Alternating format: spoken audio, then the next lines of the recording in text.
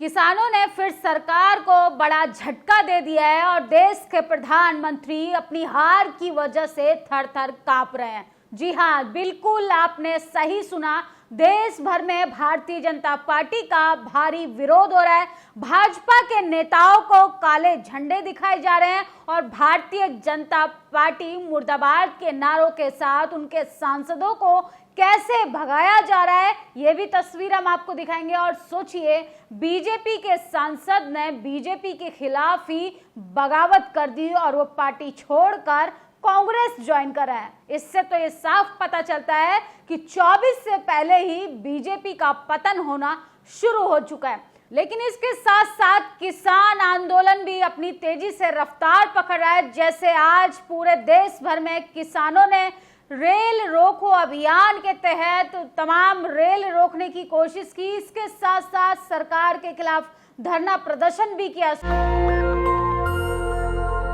इन तस्वीरों में लगातार आप देखते जाइए कि सरकार कह रही है कि हमारी सरकार में पिछले 10 साल बेमिसाल थे। जवान, किसान, नौजवान, यहाँ तक कि महिलाएं सब खुशहाल थी। तो फिर सड़कों पर धरना प्रदर्शन करने वाले ये कौन लोग हैं? लगातार लोग सोशल मीडिया पर लिख रहे हैं, किसान आंदोलन रेल रोको अभियान के तहत 12 बजे से 4 बजे तक देश के अलग अलग भागों में रेल रोकी जाएगी। आंदोलन कर रहे किसानों ने आज 12 बजे से 4 बजे तक रेल रोको का कॉल दिया था। सोचिए, पटरी पर कैसे किसान अपना झंडा लगा रहे हैं, अपने संगठनों का झंडा लगा रहे हैं और सरकार की नाक में नकेल डालने का काम कर रहे हैं। सरकार ने उन्हें 3 जो काले कानून थे उनको वापस लेने के लिए मजबूर कर दिया था। सरकार को घुटनों के बल ला दिया था। 24 से पहले मोदी सरकार को एमएसपी की गारंटी तो देनी ही पड़ेगी। अब जुमलों से बात नहीं चलेगी। जनता 10 सालों में मोदी की कथनी और करनी बहुत अच्छे से समझ गई है। किसान आंदोलन तमिलनाडु के किसान रोको कॉल के तहत प्रदर्शन करते हुए किसान, जो लोग ये कहते हैं कि किसान आंदोलन सिर्फ हरियाणा और पंजाब का है, ये आज दिन भर के देश के कोने कोने में किसानों के प्रदर्शन की तस्वीरें मिलेंगी। सोचिए, हम नहीं दबते किसी से, इस तरीके का ट्रेंड सोशल मीडिया पर चलाया जा रहा है। तमिलनाडु में सोचिए, मोदी सरकार के खिलाफ किसान जो हैं वो सड़कों पर आंदोलन कर रहे हैं। जिन किसान भाइयों को जमींदार बोला जा रहा है, आतंकवादी बोला जा रहा है, खालिस्तानी बोला जा रहा है, और उस देश भर के किसान जो हैं अपने लिए हक अधिकार, अपनी फसल की पूर्ण तरीके से मांगे, उनको रकम मिलनी चाहिए, इसके खिलाफ सरकार से बगावत के मूड में आए। ये मोहाली की तस्वीर है, किस तरीके से रेलवे ट्रैक पे किसान अपने डंडे और झंडे के साथ सरकार का धरना प्रदर्शन कर रहे हैं। इन तस्वीरों में लगातार आप देखते जाइए कि किस तरीके से मोदी सरकार की लगातार किरकिरी। और सोचिए, साक्षी मलिक, वही महिला रेसलर जो देश के लिए मेडल लेके आई थी और उनको किस तरीके से देश की राजधानी में जंतर मंतर पर घसीटा गया था। वहीं दूसरी ओर तमाम फिल्मी अभिनेत्रियों के साथ देश के प्रधानमंत्री नए संसद भवन का उद्घाटन कर रहे थे। नए संसद भवन में तमाम तरीके के लोगों का जमावड़ा था। ऐसे में दिल्ली पुलिस जो है हमारे देश की रेसलर्स, प्रोटेस्टर्स, महिलाओं को किस तरीके से घसीट रही थी, वो भी आज शंभू बॉर्डर पहुंच चुकी है। किसानों के समर्थन में तमाम रेसलर्स आ चुके हैं। अब ये आंदोलन बड़ा आंदोलन बनने जा रहा है और 24 से पहले अब किसान पीछे हटने वाले नहीं हैं। जिस तरीके से सरकार ने घेराबंदी कराई है, सीमेंटेड बैरिकेड लगवाए, कीले तक बिछवा दी गई है, प्रशासन के द्वारा गोली चलवाई जा रही है, जबकि किसान भाई लगातार शहीद हो रहे हैं और शहीदों पर किस तरीके से उनकी शहादत का मजाक बनाया जा रहा है। इस सरकार को तो आप कुर्सी खाली करनी पड़ेगी। किसानों के समर्थन में आज रेसलर्स, प्रोटेस्टर, महिला पहलवान बहन साक्षी मलिक शंभू बॉर्डर पहुंची। शुभकरण का बलिदान कभी व्यर्थ नहीं जाएगा, हम अपने हक अधिकार के लिए लड़ते रहेंगे। ये लगातार आप वीडियो में सुनिए कि महिला रेसलर प्रोटेस्टर ने क्या कहा। सरकार को चेतावनी देते हुए लगातार वो बगावत के मूड में, कैसे महिला रेसलर्स यौन उत्पीड़न का आरोप लगा रही थी, उस आरोपियों को नहीं पकड़ा जाता है। कोर्ट से फरमान लाना पड़ता है, तब जाके एफआईआर दर्ज होती है। ये है हमारे देश का मदर ऑफ डेमोक्रेसी। सोचिए, ये है लोकतंत्र की खूबसूरती जिसको प्रधानमंत्री धीरे धीरे खत्म करके तानाशाही में बदल, डिक्टेटरशिप में बदल रहे हैं। और 24 के बाद तो आपको बोलने की आज़ादी नहीं होगी, लिखने की आज़ादी नहीं होगी। कैसे सोशल मीडिया को लगाम लगाने की कोशिश की जा रही है। और सोचिए, किसान परिवार से आने वाले सांसद, एमपी, एमएलए कैसे बीजेपी का दामन छोड़कर कांग्रेस में जा रहे हैं।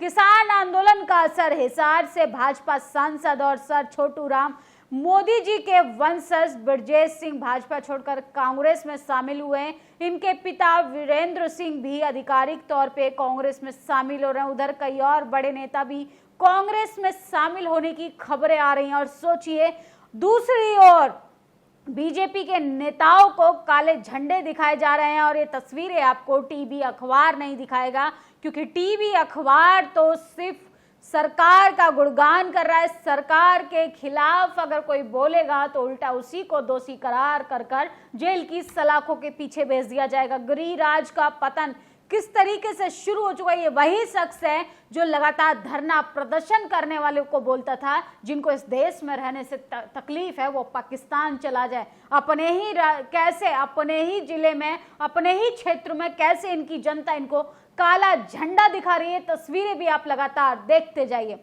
गिरिराज का पतन हो गया। गिरिराज सिंह को पाकिस्तान भेजने की तैयारी। बेचारे दूसरों को पड़ोसी देश भेजने का फरमान सुनाते जनता के दिल से कब बेदखल हो गए पता ही नहीं चला। लगातार लोग सोशल मीडिया पर लिख रहे हैं। और सोचिए, बीजेपी के नेताओं का किस तरीके से विरोध हो रहा है। इन सब तस्वीरों से तो पता चलता है कि इस बार बीजेपी का 24 में खदेड़ा होने वाला है। पाकिस्तान का वीजा बांटने वाले, यानी सबको बात पे पाकिस्तान भेजने की बात करने वाले मंत्री गिरिराज सिंह, जनता ने उनका मोए मोए कर दिया।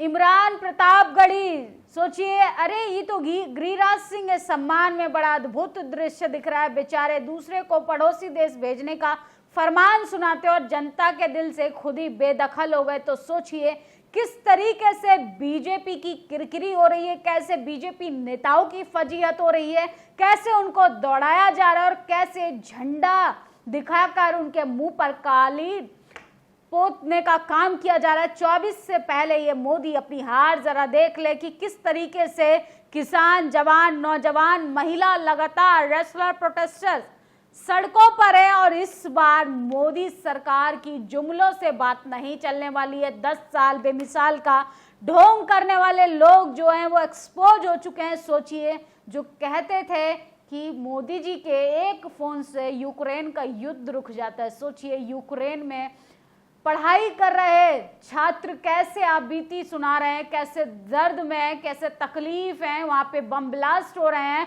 और भारत के नागरिकों को किस तरीके से मरने के लिए छोड़ दिया गया है। और इवेंट मैनेजमेंट की सरकार आपको किस तरीके से चुनाव के लिए ध्यान आकर्षित करती है, वीडियोस के जरिए ये लगातार एक्सपोज होती गई है। सरकार की पोल पट्टी पूर्ण रूप से खुल गई है और देश भर में जो है वो विरोध होना शुरू हो चुका है। देश के प्रधानमंत्री को अपनी हार स्वीकार कर लेनी चाहिए और जनता से माफी मांगनी चाहिए, किसानों से माफी मांगनी चाहिए, इस देश की महिला खिलाड़ियों से माफी मांगनी चाहिए कि उन्होंने तमाम तरीके के वादे किए लेकिन उन वादों को पूरा नहीं कर पाए। सोचिए, रेल रोको प्रोटेस्ट से पहले आज हरियाणा में फिर से तेजवीर सिंह और अन्य किसान नेताओं के यहाँ भारी संख्या में पुलिस बल ने पहुंचकर नोटिस दिए। एक नोटिस देने के लिए इतनी पुलिस की क्यों जरूरत पड़ी है? परिवारों को प्रताड़ित किया जा रहा है। तो लगातार लोगों को किस तरीके से प्रताड़ित करने की कोशिश की जा रही है, लोगों को धरना प्रदर्शन नहीं करने दिया जा रहा है। किसान रेल रोको कॉल, अमृतसर का ये वीडियो है। सोचिए, अमृतसर में भी आज किसान आंदोलन जो है वो लगातार बढ़ता जा रहा है। उन्होंने रेल रोकने की कोशिश की और देश भर में जो किसान हैं वो सरकार की अब फजीहत करने के लिए खुलकर सरकार का विरोध कर रहे हैं। सोचिए, उनको उनकी फसल का मुआवजा तक नहीं मिलता है, उनको रकम नहीं मिलती है, उनकी फसल का मामूली कीमत ये सरकार नहीं देती और तमाम किसान भाइयों से उनके प्रोडक्ट को खरीदकर कॉरपोरेट घरानों को दे देती है और वही लोग उसी चीज़ को डबल दामों में देते हैं जनता के बीच। तो सोचिए किस तरीके से ये सरकार गरीबों की नहीं पूंजीपतियों की है, हम दो और हमारे दो का विकास में लगी है। तमाम लोग खून के आंसू रो रहे हैं। इस वीडियो पर आपकी क्या प्रतिक्रिया कमेंट बॉक्स में जरूर बताइएगा। शुक्रिया। नेशनल दस्तक की आपसे गुजारिश है कि अगर इसको बचाना चाहते हैं तो नेशनल दस्तक को सब्सक्राइब करने के लिए रेड कलर के सब्सक्राइब बटन को दबाएं, फिर बेल आइकन की घंटी दबाएं। नेशनल दस्तक को बचाने के लिए बहुत जरूरी है कि हर खबर को शेयर करें, लाइक करें, कमेंट जरूर करें।